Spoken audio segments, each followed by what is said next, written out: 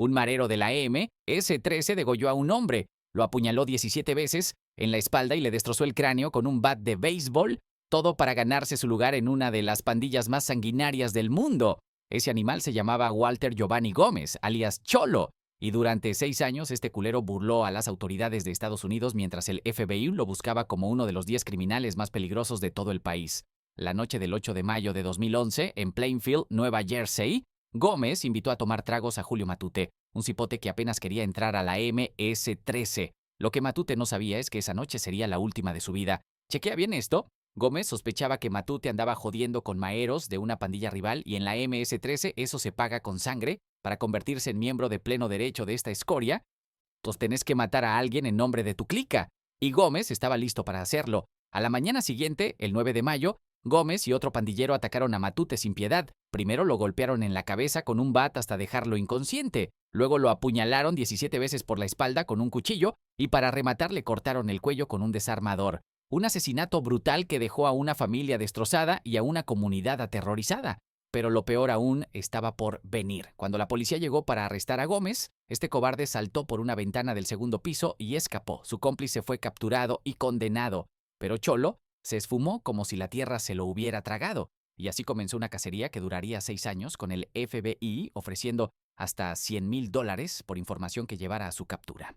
Y durante todo ese tiempo, Gómez se movió entre Maryland, Virginia del Norte y posiblemente regresó a Nueva Jersey, siempre protegido por otros maeros de la MS-13 que le ayudaban a esconderse. En 2013, el Tribunal Federal de Nueva Jersey emitió una orden de arresto en su contra por cometer un delito violento en apoyo del crimen organizado, y en abril de 2017 el FBI lo agregó oficialmente a su lista de los 10 fugitivos más buscados, convirtiéndolo en el único miembro activo de la MS-13 en esa infame lista. La reputación de las fuerzas de seguridad estadounidenses estaba en juego. Si este criminal seguía libre, enviaría un mensaje claro a todos los pandilleros que podés matar, mutilar y escapar sin consecuencias. Pero lo que Gómez no sabía es que cada día que pasaba, el cerco se cerraba más y más sobre él. Walter Giovanni Gómez, lo también conocido como Walter Ríos Gómez o simplemente Giovanni, nació en Honduras, uno de los países más violentos del Triángulo Norte de Centroamérica, donde la MS-13 tiene sus raíces más profundas. Para 2020, la Mara Salvatrucha y la pandilla Barrio 18 empleaban juntas a unas 60,000 personas solo en El Salvador, convirtiéndolas en los mayores empleadores del país. Pero la realidad es mucho más oscura. No son empleadores, son esclavizadores de jóvenes que crecen en la pobreza, la desesperación y la violencia. Honduras no es diferente. En 2020, el país registró 328 homicidios de mujeres, de los cuales 222 fueron femicidios. En 2019, hubo más de 3,400 denuncias de abusos sexuales, la mayoría contra menores de 15 años. Entre mayo de 2019 y mayo de 2021, se reportaron 1,178 denuncias de mujeres desaparecidas.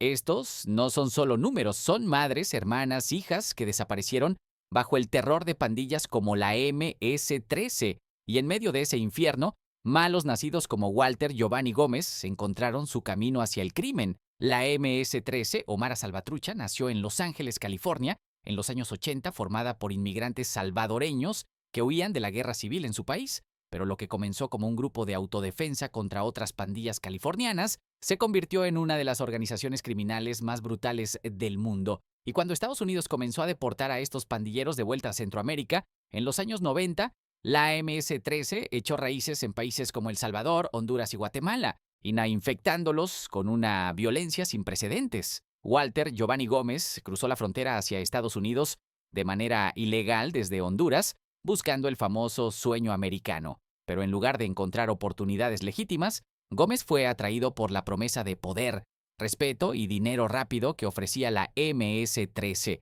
Llegó a Plainfield, Nueva Jersey, una ciudad que se había convertido en territorio de la clica Plainfield Locos Salvatrucha, conocida como PLS. Plainfield, con su gran comunidad latina, era el lugar perfecto para que la MS-13 operara. La clica PLS no era un grupo de amigos jugando a ser malos. Eran asesinos organizados que seguían las reglas estrictas de la MS-13.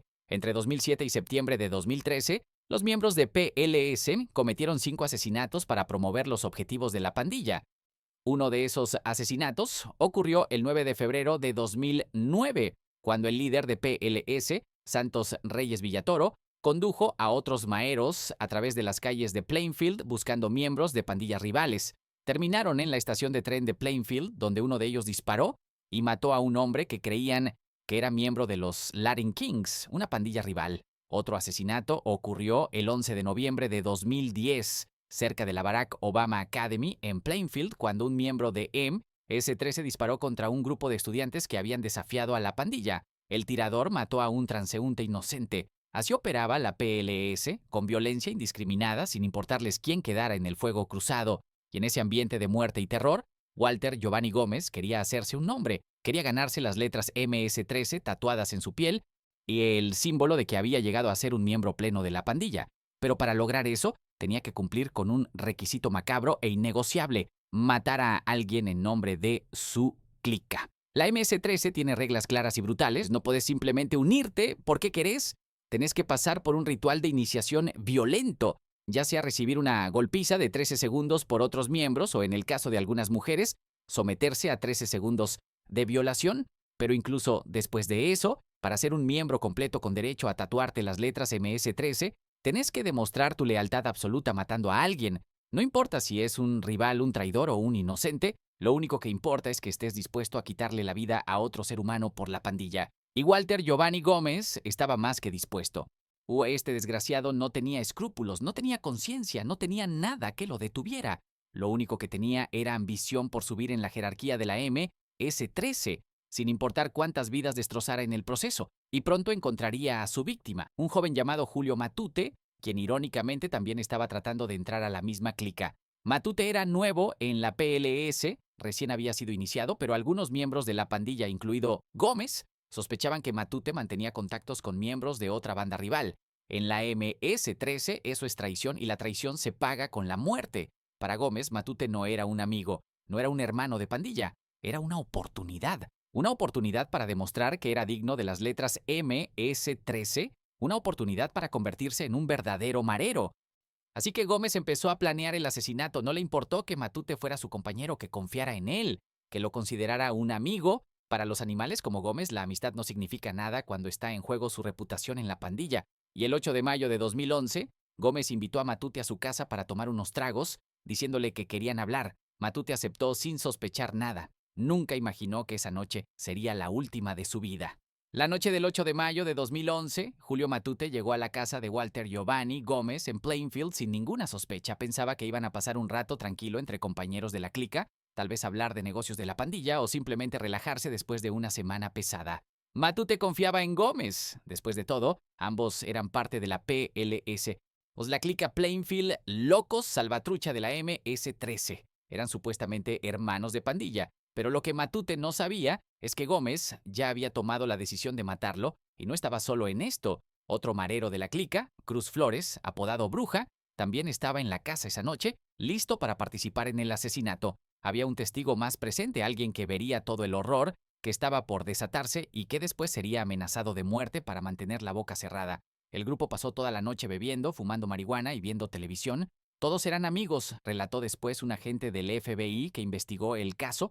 La escena parecía normal, incluso relajada. Matute no tenía idea de que cada minuto que pasaba lo acercaba más a su muerte. Gómez y Flores actuaban con normalidad, riéndose, hablando, compartiendo tragos con su víctima. Pero por dentro, estos animales ya estaban calculando cada movimiento, esperando el momento perfecto para atacar. A la mañana siguiente, el 9 de mayo, Matute se despertó y comenzó a vestirse para ir a trabajar. Era un día normal para él, o al menos eso creía, pero en el momento en que Matute estaba distraído poniéndose la ropa, preparándose para salir, Walter Giovanni Gómez agarró un bate de béisbol de aluminio y se le acercó por la espalda. Sin ninguna advertencia, sin ninguna palabra, Gómez levantó el bate y lo estrelló con toda su fuerza contra la nuca de Julio Matute. El golpe fue brutal, devastador. Matute cayó al suelo, aturdido, sangrando, incapaz de defenderse. Pero Gómez no se detuvo ahí. Este malnacido siguió golpeándolo repetidamente en la cabeza con el bate, una y otra vez, y bueno, hasta que el cráneo de Matute comenzó a ceder bajo el impacto. Imagínate el horror de esos momentos. Matute, que apenas unas horas antes había estado riendo y tomando con estos tipos, ahora estaba en el suelo, su cabeza destrozada, su vida escapándose de su cuerpo con cada segundo que pasaba. Y lo peor es que sabía quién lo estaba matando, sus propios hermanos de pandilla, los mismos con los que había pasado la noche. Pero la brutalidad no terminó ahí. Gómez y Flores no solo querían matarlo, querían asegurarse de que Matute sufriera, de que la muerte fuera lo más dolorosa y humillante posible. Así que después de golpearlo hasta dejarlo inconsciente en el suelo, Gómez agarró un cuchillo y le cortó la garganta a Matute. La sangre comenzó a brotar del cuello abierto, empapando el piso, las paredes, todo a su alrededor. Y aún no habían terminado con él. Gómez tomó un destornillador, un simple destornillador de metal, y comenzó a apuñalar a Matute por la espalda. Una puñalada, 2 puñaladas, 3. Siguió y siguió hasta que le había clavado el destornillador 17 veces en la espalda. ¡17 veces! Chequea eso. No fue un acto de rabia momentánea, no fue un homicidio pasional. Fue un acto calculado, deliberado, lleno de odio y frialdad. Julio Matute murió en el piso de esa casa en Plainfield, asesinado por los mismos que se suponía debían ser sus hermanos. Su cuerpo quedó ahí, destrozado, mutilado, rodeado de su propia sangre. Un joven que quizás solo buscaba pertenecer a algo, que cayó en las garras de la MS-13 pensando que encontraría una familia, terminó siendo asesinado brutalmente por esa misma familia. Y el testigo que presenció todo esto, aterrorizado por lo que acababa de ver, fue amenazado de muerte por Gómez y Flores. Le dijeron que si abría la boca, si le decía algo a la policía, terminaría igual que Matute. Y ese pobre cipote se quedó callado, traumatizado, sabiendo que había visto el rostro del mal absoluto. El cadáver de Julio Matute fue descubierto horas después dentro del apartamento en Plainfield. Cuando los investigadores llegaron a la escena del crimen, quedaron horrorizados por el nivel de violencia. La brutalidad del ataque dejó claro que esto no fue un simple asesinato, fue una ejecución diseñada para enviar un mensaje a cualquiera que pensara en traicionar a la MS-13 o incluso ser sospechoso de hacerlo. Para la MS-13, este tipo de asesinatos rituales son parte de su cultura de terror. La pandilla no solo mata para eliminar rivales o traidores, Ina mata para demostrar poder, para infundir miedo, para asegurarse de que todos sepan que cruzar a la Mara Salvatrucha significa una muerte violenta y dolorosa. Y Walter Giovanni Gómez acababa de cumplir con su parte del ritual, había matado en nombre de su clica. Había demostrado que estaba dispuesto a hacer cualquier cosa por la pandilla, incluso asesinar a un amigo. Pero lo que Gómez no esperaba es que la justicia iba a perseguirlo. Días después del asesinato, los detectives de Plainfield comenzaron a juntar las piezas. Tenían testigos, tenían evidencia forense, tenían un caso sólido contra Gómez y Flores. Y cuando finalmente llegaron a la casa de Gómez varias semanas después para interrogarlo sobre el homicidio de Julio Matute, este cobarde supo que se le había acabado el tiempo. En lugar de enfrentar las consecuencias de sus actos, en lugar de responder por el hombre que había asesinado brutalmente, Walter Giovanni Gómez hizo lo que hacen todos los criminales cuando la policía se acerca: corrió. Y no solo corrió, saltó por una ventana del segundo piso de su casa y escapó antes de que los detectives pudieran arrestarlo. Cruz Flores, su cómplice en el asesinato, no tuvo tanta suerte.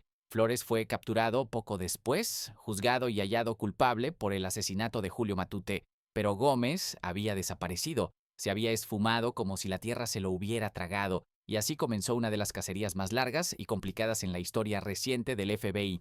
Mientras Flores pagaba por su crimen detrás de las rejas, Gómez estaba libre, moviéndose entre las sombras, protegido por otros miembros de la MS-13 que lo ayudaban a esconderse. Durante 6 años, este animal vivió como fugitivo, siempre mirando por encima del hombro, siempre moviéndose de un lugar a otro, sabiendo que en cualquier momento las autoridades podían encontrarlo, pero cada día que pasaba, el FBI se acercaba más, y la familia de Julio Matute esperaba justicia. Esperaba que el hombre que había asesinado a su hijo, su hermano, su amigo, pagara por lo que había hecho. Y aunque tomó años, esa justicia finalmente llegaría. Cuando los detectives del Departamento de Policía de Plainfield llegaron a la residencia de Walter Giovanni Gómez, varias semanas después del asesinato de Julio Matute, tenían todas las pruebas que necesitaban para arrestarlo. Tenían evidencia forense que lo colocaba en la escena del crimen, tenían el testimonio del testigo aterrorizado que había visto todo, tenían declaraciones del cómplice Cruz Flores. El caso contra Gómez era sólido como roca, pero cuando los oficiales tocaron la puerta y anunciaron su presencia, Walter Giovanni Gómez supo que se le había acabado el juego. Y este cobarde hizo lo que mejor sabía hacer: correr.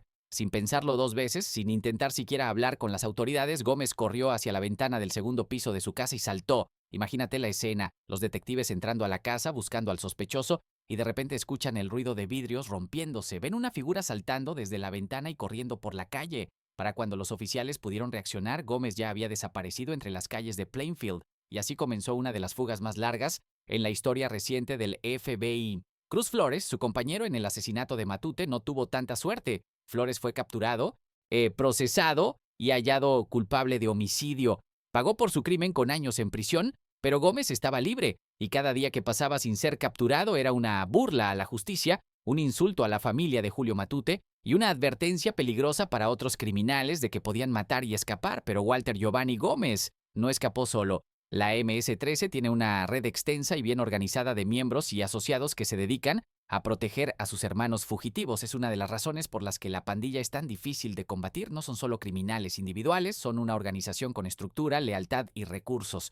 Y cuando uno de los suyos está en problemas, toda la red se activa para ayudarlo. Con la ayuda de miembros y asociados de la MS-13, Gómez logró salir de Nueva Jersey y viajar hasta el área de Virginia y Maryland, donde se escondió durante los próximos 6 años. Estas no son zonas elegidas al azar. Virginia y Maryland tienen comunidades latinas grandes donde alguien como Gómez podría mezclarse fácilmente, conseguir trabajos bajo la mesa y vivir sin llamar demasiado la atención. Y con la protección de otros maeros en la zona, Gómez tenía una red de seguridad que le permitía moverse y operar sin ser detectado.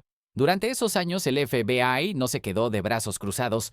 El 19 de septiembre de 2013, más de 2 años después del asesinato, el Tribunal Federal de Distrito para el Distrito de Nueva Jersey, en Newark, emitió una orden federal de arresto contra Walter Giovanni Gómez. Los cargos: delito violento en apoyo del crimen organizado, específicamente el crimen organizado conocido como MS-13. Esta no era una simple orden de arresto por homicidio, era un cargo federal que involucraba una organización criminal transnacional.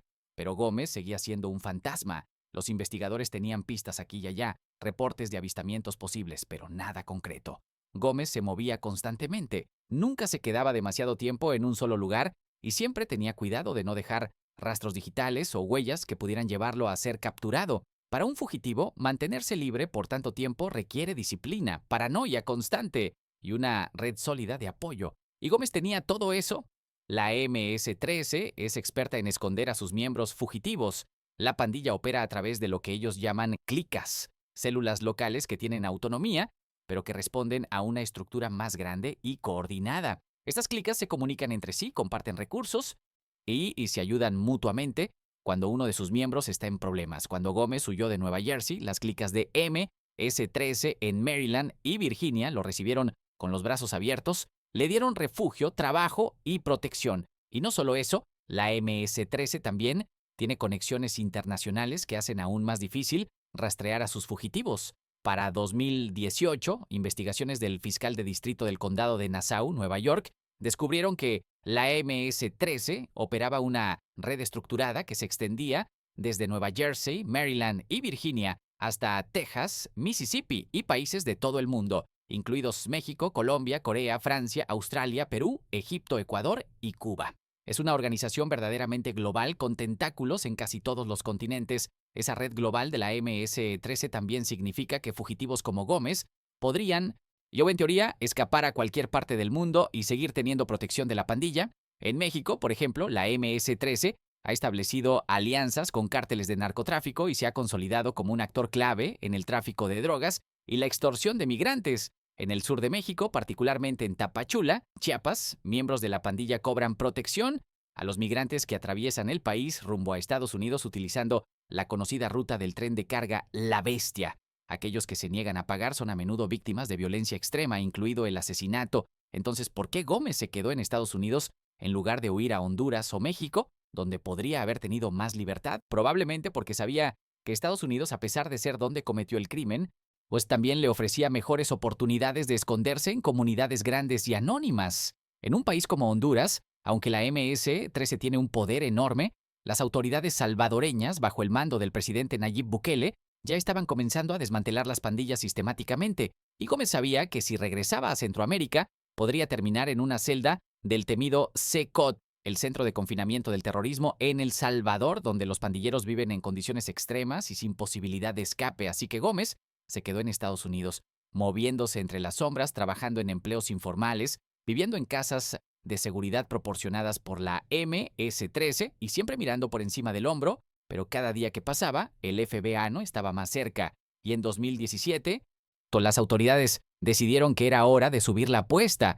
El 12 de abril de 2017, casi 6 años después del asesinato de Julio Matute, el FBI hizo un anuncio que cambiaría todo.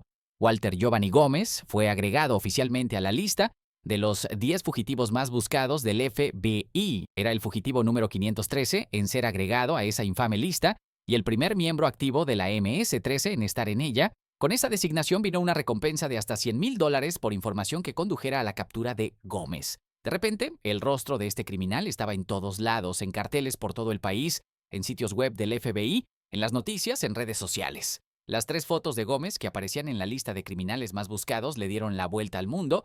Ya no podía esconderse tan fácilmente. Cada vez que salía a la calle, corría el riesgo de que alguien lo reconociera y llamara al FBI. Y eso es exactamente lo que pasó. La presión pública, combinada con el trabajo incansable de los agentes del FBI, comenzó a cerrar el cerco sobre Walter Giovanni Gómez. Los días del fugitivo estaban contados. Cuando el FBI decidió subir a Walter Giovanni Gómez a la lista de los 10 más buscados en abril de 2017, no fue un movimiento cualquiera. Fue un mensaje claro. Este marero no era un homicida más, era una prioridad nacional.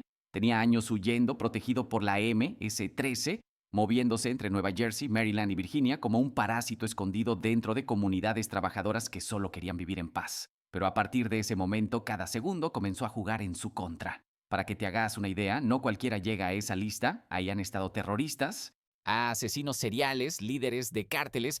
En agosto de 2017, Gómez se convirtió en el fugitivo número 510 en ser capturado desde que el programa comenzó en 1950. Y algo importante, en esa lista, en ese momento, él era el único miembro activo de la MS-13, un hondureño ilegal en Estados Unidos que había destrozado la vida de una familia latina y se burlaba de la justicia desde hacía 6 años. La cacería contra Gómez no era solo un caso más en un escritorio. Para los agentes del FBI que llevaban el expediente, esto era personal. Había un joven asesinado a golpes, degollado y apuñalado 17 veces. Había una familia esperando justicia. Había un mensaje que mandar a toda la MS-13: podés correr, pero no podés esconderte para siempre. El caso cayó en manos de unidades especializadas en crimen violento y pandillas.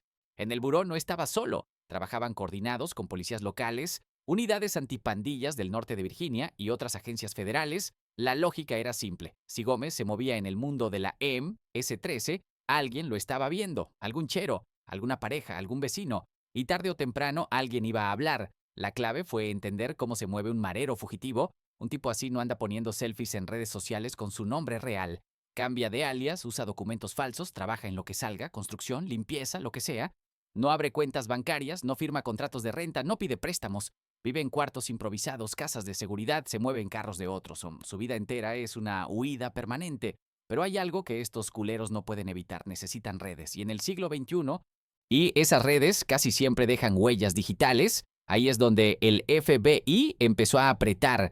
Después de que Gómez fue agregado a la lista de los más buscados y su rostro salió en medios, web del FBI y redes, comenzaron a llegar llamadas. La recompensa de hasta $100,000 hizo su trabajo. No todo el mundo está dispuesto a proteger a un asesino por lealtad de pandilla, cuando hay dinero de por medio y riesgo real de terminar preso con él. Unos meses después de que su nombre entró a esa lista, llegó la pista que lo cambiaría todo. Un informante llamó asegurando que conocía al hombre del póster del FBI. No lo conocía como Walter Giovanni Gómez ni como Cholo, sino por otro nombre. Eso es típico en la MS-13. Identidades rotas, alias múltiples, vidas armadas con pedazos de mentira.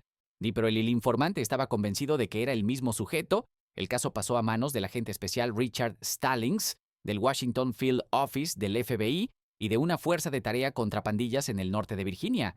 Estos no eran policías cualquiera, eran gente acostumbrada a meterse en el mundo oscuro de la MS-13, a tratar con informantes, a separar las babosadas de la información real. Se sentaron con el soplón, lo escucharon, lo probaron. Tenían que asegurarse de que no estaban corriendo tras una sombra equivocada. El informante no solo hablaba, traía nombres, detalles, dinámicas de la pandilla en Virginia, y luego soltó lo que terminó de prender todas las alarmas. Perfiles de Facebook que, según él, pertenecían al hombre que realmente era Walter Giovanni Gómez. Sí, el mismo asesino que había pasado 6 años escondiéndose, andaba apareciendo en fotos en redes sociales con otra identidad, otra vida, otros círculos. Los agentes descargaron las fotos de esos perfiles y las enviaron a la unidad de servicios de reconocimiento facial del FBI, Face Services Unit. Ahí comenzó otro tipo de cacería, la digital.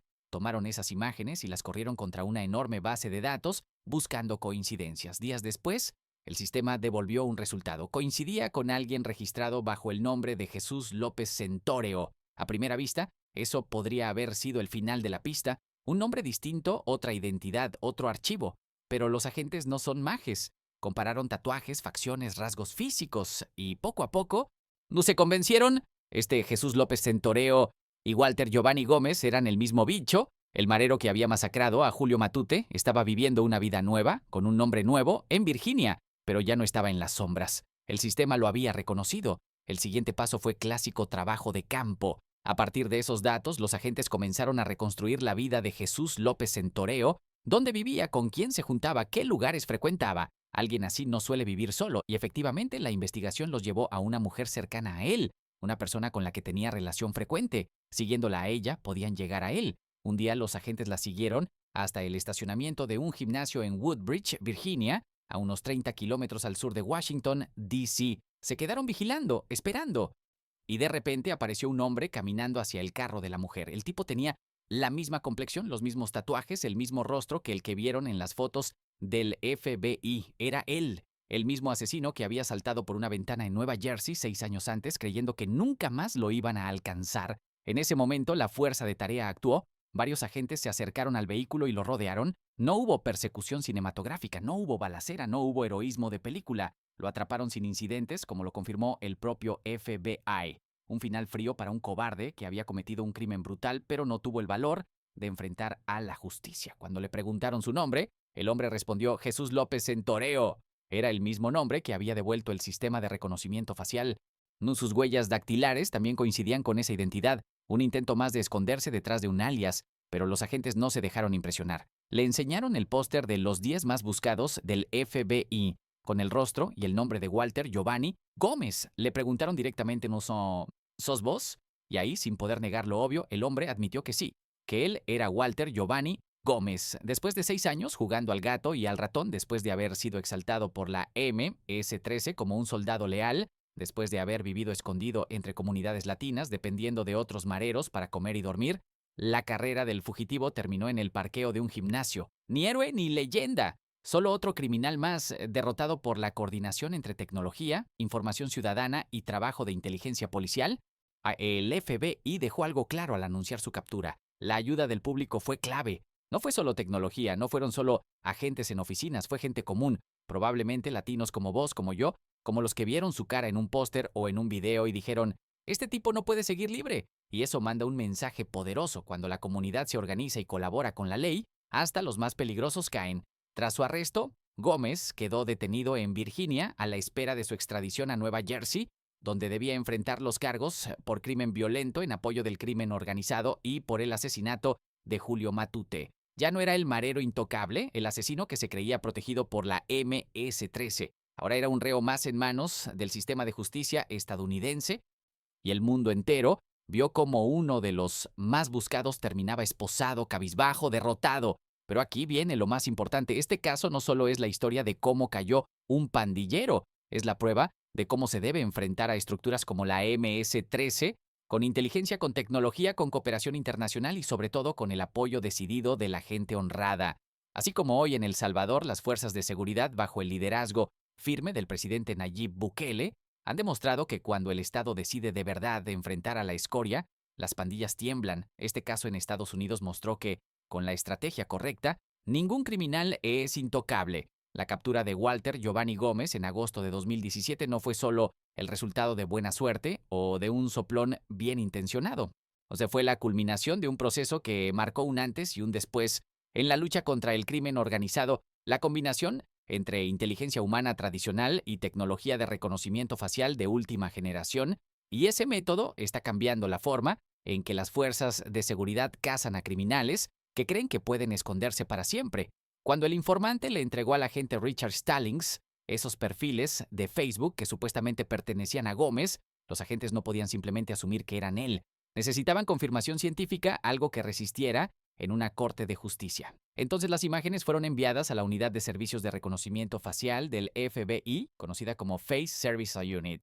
Esta unidad tiene acceso a una base de datos masiva que incluye millones de fotografías, desde licencias de conducir y pasaportes hasta arrestos previos y fotos de redes sociales, pues el sistema comparó las imágenes del perfil de Facebook contra esa base de datos gigantesca y en cuestión de días arrojó un nombre, Jesús López Centoreo, un alias completo, con registros, con huellas digitales, con fotos. Pero los agentes sabían que en el mundo de la MS-13, los alias son como moneda corriente. Así que hicieron lo que cualquier investigador serio hace, cruzaron datos, compararon tatuajes, analizaron rasgos físicos y cada pieza del rompecabezas empezó a encajar. ¿Te das cuenta de lo que esto significa? Un marero puede cambiar de nombre, conseguir documentos falsos, moverse a otro estado, incluso hacerse pasar por otra persona durante años. Pero no puede cambiar su cara, no puede alterar sus tatuajes sin cirugías costosas y riesgosas. Y en el momento en que aparece en una sola foto online, bajo cualquier nombre que use, el sistema puede encontrarlo. Esa es la realidad que pandilleros como Gómez todavía no entienden. No podés vivir en el siglo XXI sin dejar rastro digital. Una vez que identificaron que Jesús López Centoreo era en realidad Walter Giovanni Gómez, el siguiente paso fue trabajo de campo clásico. Vigilancia física, seguimiento de contactos, paciencia. Los agentes siguieron a una mujer cercana a él hasta que ella los llevó directamente al fugitivo en el estacionamiento de un gimnasio en Woodbridge, Virginia. Cuando los agentes lo rodearon y le mostraron el póster de los 10 más buscados, Gómez ya no tuvo más salida. Se identificó a sí mismo como Walter Giovanni Gómez. Creo que simplemente supo que se había terminado, dijo el agente Stallings. Supo que no habíamos cometido un error al identificarlo y arrestarlo. Habíamos hecho nuestra corroboración. Este tipo había pasado 6 años corriendo, 6 años protegido por la MS-13, 6 años creyendo que era más listo que el FBI. Y al final todo se derrumbó en segundos, sin drama, sin persecución, sin resistencia. Solo un criminal derrotado aceptando lo inevitable. Después de su arresto en Virginia, Gómez fue transferido de vuelta a Nueva Jersey para enfrentar los cargos federales por los que había estado huyendo desde 2011. En febrero de 2019, llegó a un acuerdo con el gobierno federal, se declaró culpable de un cargo de conspiración de crimen organizado bajo el esquema RICO, Racketeer Influence and Corrupt Organizations Act. En su declaración criminal admitió formalmente su participación en el asesinato de Julio Matute. El 30 de julio de 2019, el juez federal Stanley R. Chesler lo sentenció a 25 años de prisión en una corte federal de Newark. 25 años. Eso significa que si Gómez sobrevive a esa condena, saldrá cuando tenga más de 60 años, viejo, quebrado, sin pandilla que lo respalde, sin la juventud que le permitía intimidar y matar. Y lo más probable es que después de cumplir esa sentencia, sea deportado de vuelta a Honduras, donde las autoridades ya lo estarán esperando. Pero aquí está lo más importante. Este caso no solo es sobre un marero capturado, es sobre el mensaje que manda a todos los demás criminales de la MS-13 y de cualquier otra pandilla que cree que puede operar con impunidad. El fiscal federal de Nueva Jersey, Craig Carpenito, lo dejó claro el día de la sentencia. Este acusado cometió un asesinato brutal y conspiró con otro miembro de MS-13 para cometer más actos de violencia cuando huyó de Nueva Jersey y se convirtió en fugitivo. Nuestros socios del FBI lo persiguieron diligentemente y eventualmente lo capturaron. La sentencia de hoy asegura que permanecerá tras las rejas por un periodo sustancial de tiempo, preservando así la seguridad de la comunidad y castigándolo apropiadamente por sus acciones. Y el agente especial a cargo del FBI en Newark, Gregory W. Airy, fue aún más directo.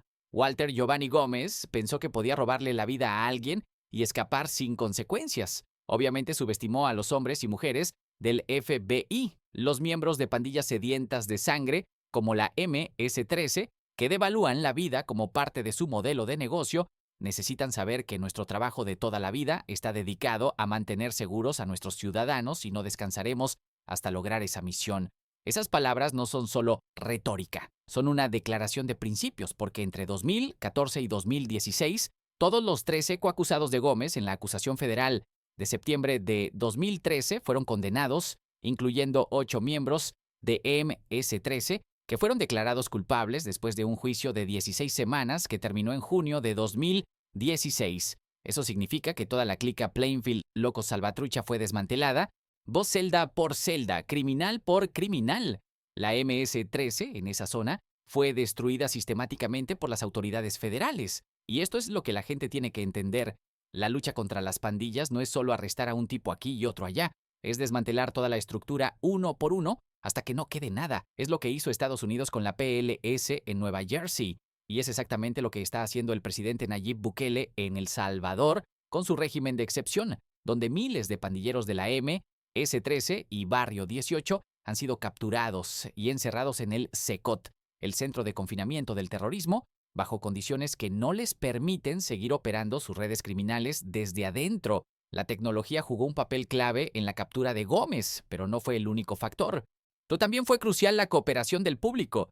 Las personas que llamaron al FBI con información después de ver su rostro en los pósters de los 10 más buscados fueron fundamentales. Eso demuestra algo vital cuando la comunidad decide colaborar con las autoridades en lugar de proteger a los criminales por miedo o por una lealtad malentendida. Las pandillas caen, y ese es el modelo que funciona. No es suficiente con tener tecnología avanzada si la gente tiene miedo de hablar.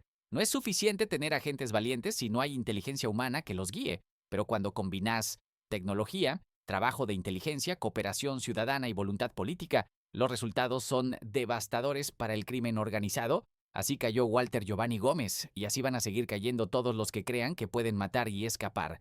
Cuando Walter Giovanni Gómez fue sentenciado a 25 años de prisión federal el 30 de julio de 2019, no solo se cerró un capítulo de justicia para la familia de Julio Matute, también se envió un mensaje contundente a todos los pandilleros de la MS-13 que creen que pueden matar, escapar y vivir libres. Tarde o temprano, la justicia llega, y cuando llega no perdona. Gómez cumplirá su sentencia en una prisión federal de Estados Unidos bajo un régimen estricto que no le permitirá seguir operando con la pandilla desde adentro. Pero lo más importante es lo que viene después. Cuando termine de cumplir esos 25 años, si es que sobrevive, será deportado inmediatamente de vuelta a Honduras. Y ahí es donde la historia se pone aún más interesante, porque Centroamérica ya no es el patio de recreo que las pandillas conocían hace una década. El presidente de El Salvador, Nayib Bukele, cambió las reglas del juego. En marzo de 2022, después de un fin de semana sangriento en el que la MS-13 y Barrio 18 asesinaron a 87 personas, Bukele declaró un régimen de excepción que sigue vigente hasta el día de hoy. Y los resultados han sido devastadores para las pandillas. Desde entonces, más de 84,000 pandilleros han sido arrestados, sacados de las calles y encerrados en condiciones que no les permiten seguir controlando territorios ni extorsionando a la población. El arma secreta de Bukele se llama CECOT, el Centro de Confinamiento del Terrorismo, una megacárcel ubicada en Tecoluca, El Salvador, diseñada específicamente para encerrar a miembros de pandillas clasificadas como organizaciones terroristas. El CECOT tiene capacidad para 40,000 reclusos distribuidos en 8 módulos de alta seguridad. Y cuando decimos alta seguridad, no estamos hablando de una prisión normal, estamos hablando de una fortaleza impenetrable. Chequea esto, el CECOT está rodeado por 19 torres de vigilancia, 2 muros de 3 metros de altura y 60 centímetros de espesor, cubiertos con alambre de púas, 2 cercas electrificadas y pisos de grava diseñados para que cualquier paso sea audible. Adentro, 600 soldados y 250 policías vigilan cada movimiento de los reclusos. Todas las personas que entran son registradas físicamente y con escáneres de rayos X. Nadie entra ni sale sin autorización, nadie. Las condiciones dentro del CECOT son extremas y así deben ser. Y los pandilleros duermen en literas de 4 niveles, sin colchones, sin sábanas, sobre puro metal. Comen arroz, frijoles, un huevo duro y pasta con las manos porque no hay cubiertos que puedan convertirse en armas. Solo salen de sus celdas 30 minutos al día para hacer ejercicio en el patio central del módulo. No hay visitas familiares, no hay llamadas al exterior, no hay acceso a abogados, no hay programas educativos ni de rehabilitación. ¿Por qué? Porque estos criminales no merecen comodidades, merecen pagar por cada vida que destruyeron. Organizaciones de derechos humanos han criticado las condiciones del CECOT diciendo que violan las reglas Mandela de las Naciones Unidas sobre el tratamiento de reclusos. Pero acá está la realidad que esas organizaciones no quieren aceptar. Durante décadas, la MS-13 y Barrio 18 torturaron, violaron, extorsionaron y asesinaron a miles de salvadoreños inocentes. Convirtieron comunidades enteras en zonas de guerra, obligaron a familias a pagar renta solo para poder vivir en sus propias casas. Reclutaron a niños y niñas a la fuerza, amenazándolos con matar a sus familias si se negaban. ¿Y dónde estaban las organizaciones de derechos humanos cuando todo eso pasaba? El pueblo salvadoreño ya tomó su decisión. Prefieren un gobierno que actúa con mano dura contra los criminales antes que seguir viviendo bajo el terror de las pandillas. Y los números lo comprueban. Desde que Bukele implementó el régimen de excepción, los homicidios en El Salvador se desplomaron. Las extorsiones disminuyeron drásticamente. Las familias pueden caminar por las calles sin miedo. Los negocios pueden operar sin pagar impuestos a la MS-13. El ministro de Seguridad de El Salvador, Gustavo Villatoro, lo dijo sin rodeos. El gobierno criminal de la MS-13 en El Salvador está destruido. Y no solo eso, Bukele llevó su modelo más allá de las fronteras salvadoreñas. En marzo de 2025, El Salvador llegó a un acuerdo histórico con Estados Unidos para recibir pandilleros deportados desde territorio estadounidense y encerrarlos directamente en el CECOT. El gobierno de Donald Trump pagará a El Salvador aproximadamente $20,000 por cada prisionero al año para mantenerlos encerrados bajo el modelo salvadoreño. Ya se han deportado alrededor de 300 miembros de la pandilla venezolana, Tren de Aragua y 2 líderes de la MS-13 a esa megacárcel. Uno de esos líderes de MS-13 deportados al CECOT es César Eliseo Sorto Amaya, quien fue condenado por doble homicidio en El Salvador antes de entrar ilegalmente a Estados Unidos. El otro es un pandillero acusado de ser un líder de alto rango de la MS-13 bajo el gobierno de Joe Biden. Ambos ahora están encerrados en el CECOT, en las mismas condiciones que cualquier otro marero, sin privilegios, sin contacto exterior, sin esperanza de volver a operar. Entonces, ¿qué le espera a Walter Giovanni Gómez cuando termine de cumplir su sentencia en Estados Unidos? Si lo deportan a Honduras, es muy probable que termine en una cárcel similar o que sea extraditado a El Salvador para enfrentar cargos adicionales relacionados con su membresía en la MS-13. Y si eso pasa, el CECOT será su destino final, un lugar donde no hay escapatoria, no hay segundas oportunidades, no hay conexiones con la pandilla que alguna vez lo protegió, y hubo solo paredes de concreto, vigilancia constante y la certeza de que el resto de su vida será un infierno. Este es el nuevo orden en Centroamérica, ya no es como antes, cuando los gobiernos negociaban con las pandillas, cuando los mareros controlaban barrios enteros desde las prisiones, cuando matar y extorsionar eran actividades diarias sin consecuencias reales. Ahora hay un presidente que dijo basta y cumplió. Hay fuerzas de seguridad que no negocian con terroristas y hay una megacárcel esperando a cada pandillero que crea que puede seguir operando con impunidad. El caso de Walter Giovanni Gómez es la prueba viviente de que no importa cuántos años corras, no importa cuántos alias uses, no importa cuánta protección creas tener de tu pandilla, la justicia eventualmente te alcanza y cuando lo hace el castigo es severo y definitivo. Así debe ser, porque cada pandillero encerrado es una familia que puede respirar tranquila, un niño que no será reclutado, una comunidad que puede volver a vivir en paz. El pueblo salvadoreño lo entendió, las autoridades estadounidenses lo entendieron, y ahora todos los mareros del mundo deben entenderlo también. Sus días están contados. La historia de Walter Giovanni Gómez no es solo la historia de un asesino capturado, es la historia de cómo la justicia, cuando se aplica con determinación, tecnología y el apoyo del pueblo, siempre termina venciendo al crimen organizado. Es la prueba de que ningún pandillero, por más protegido que esté, por más años que corra, por más alias que use, puede escapar para siempre. Julio Matute era un joven que cayó en las garras de la MS-13 buscando pertenencia, buscando identidad, buscando algo que llenara el vacío que la pobreza y la falta de oportunidades habían dejado en su vida. Como miles de otros cipotes en Centroamérica y Estados Unidos, fue seducido por las promesas falsas de poder, respeto y hermandad que las pandillas ofrecen, pero lo que encontró fue traición, brutalidad y una muerte violenta a manos de los mismos que decían ser sus hermanos. Su familia nunca lo olvidará, el dolor de perder a un hijo, un hermano, un amigo, de esa manera brutal nunca desaparece, pero al menos ahora tienen algo de justicia. Saben que el hombre que lo asesinó está pagando por su crimen detrás de las rejas y que pasará décadas encerrado antes de enfrentar lo que le espera cuando sea deportado. Y esa justicia no llegó por casualidad, llegó porque el FBI no se dio por vencido, y no porque agentes como Richard Stallings dedicaron años de su vida a perseguir a este criminal, porque la tecnología de reconocimiento facial permitió identificarlo cuando creía que estaba seguro bajo un nombre falso, porque un informante decidió que $100,000 valían más que proteger a un asesino, y porque la comunidad respondió cuando el FBI publicó su rostro en la lista de los 10 más buscados. Ese es el modelo que funciona. No es suficiente tener policías valientes si la gente tiene miedo de hablar. No es suficiente tener tecnología avanzada si no hay voluntad política para usarla.